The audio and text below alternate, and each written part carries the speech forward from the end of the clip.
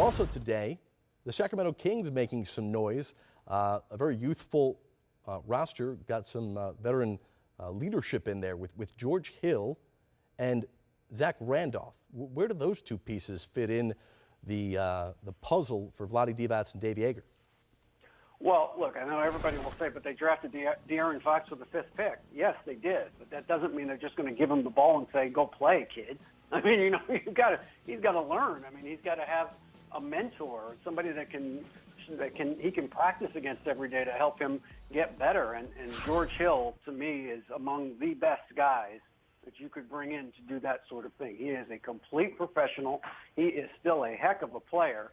And I think he's going to be a great teacher for De'Aaron Fox, so that the Kings don't have to put a rookie point guard out there first from game one. They don't have to do that now. Zach Randolph, another, I think, very, very good mentor player at this stage of his career. I would not have said that 6 or 7 years ago about Zach Randolph, but I think this is a guy who has matured.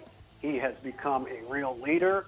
If you ask anybody down in Memphis, with that organization, what he's been able to do for that team in the grit and grind era, I mean, he's been as important to that team as anybody.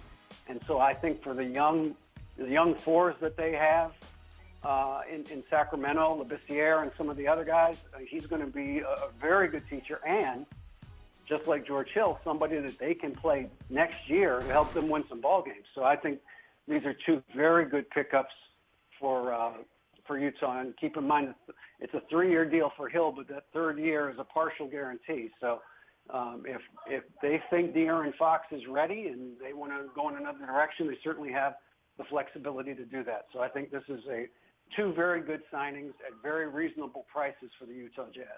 Vlade Divac. For the Sacramento Kings. I don't know how any of us are keeping all this straight. You're on the brain, sorry. Vlade Divac has taken a lot of heat after the DeMarcus Cousins deal. He's rebuilt that front office, added some support staff that are very knowledgeable guys who have been doing this for a long time. Should this front office now start to get some credit for the pieces, the young pieces, and now some veteran pieces that they've brought in? Look, I said on draft night, what the Kings did on draft night was what a responsible and adult front office would do. And I couldn't believe I was saying that either after what we've seen from that group. But they had a great draft. They had a terrific draft night. Justin Jackson has a chance to be a good player. They're taking a flyer on Harry Giles. But you know what? For where they were picking him, there is nothing wrong with that because he had top 5 potential. In fact, was considered a top 5 guy before he got hurt.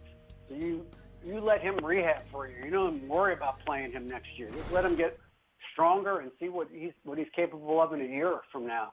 So and again they added De'Aaron Fox. We'll see about Buddy Hield. They're big on him. They think he's going to be a star. We'll see.